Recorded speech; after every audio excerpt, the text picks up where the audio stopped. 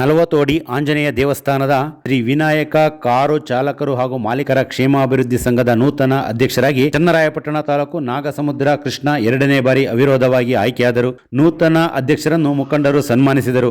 124 ಮಂದಿ ಸದಸ್ಯರು ಸಹಮತದೊಂದಿಗೆ ಅವಿರೋಧವಾಗಿ ಕೃಷ್ಣರನ್ನು ಆಯ್ಕೆ ಮಾಡಿದ್ದಾರೆ. ಇದೇ ವೇಳೆ ಹರೀಶ್, ಸ್ವಾಮಿ, ರಾಜು, ಮಡಬಾ, ಸಂತು, ಹನುಮಂತು, ನವೀನ, ಸತೀಶ್, ಗೌತಮ್, ರಾಜು ಮೊದಲಾದವರು ಉಪಸ್ಥಿತರಿದ್ದು ನೂತನ ಅಧ್ಯಕ್ಷರಿಗೆ ಶುಭಾಶಯ ತಿಳಿಸಿದ್ದಾರೆ. ಮತ್ತು ಮಾಲೀಕರ ಸಂಘದ ಅಧ್ಯಕ್ಷರಾಗಿ ನಮ್ಮ ಮಾವನವರು ಈಗ 2ನೇ ಬಾರಿಯಾಗಿ ಆಯ್ಕೆಯಾಗಿದ್ದಾರೆ.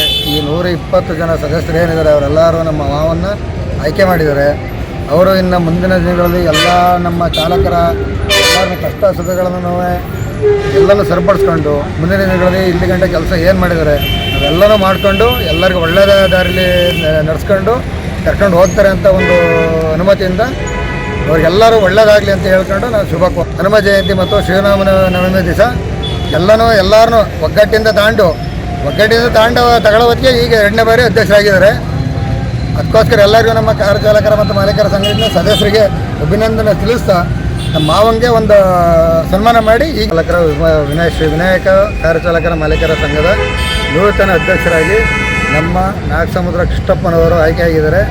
ಈ ಸಂಘದ ಪರವಾಗಿ ಅವರೆಲ್ಲ ಒಳ್ಳೊಳ್ಳೆ ಅಭಿವೃದ್ಧಿ ಕೆಲಸನ ಮಾಡಿ ಇನ್ನು ಮುಂದಕ್ಕೆ ಹನುಮ ಜಯಂತಿವರೆಗೂ ಅದೇ ಥರ ಒಳ್ಳೆಯದಾಗಿ ಕೆಲಸ ಮಾಡ್ಕೊಂಡು ನಿವಾರಿಸ್ಕೊಂಡು ಹೋಗ್ತಾರೆ ಅಂತ ಹೇಳ್ಕೊಂಡು ನಾವೊಂದು 2 ಮಾತಾಡೋಕ್ಕೆ ಅವಕಾಶ ಕೊಟ್ಟಂತ ನಿಮ್ಮ ಶ್ಯಾಮ್ ಸುಂದರ್ ಅವರಿಗೆ ಧನ್ಯವಾದಗಳು.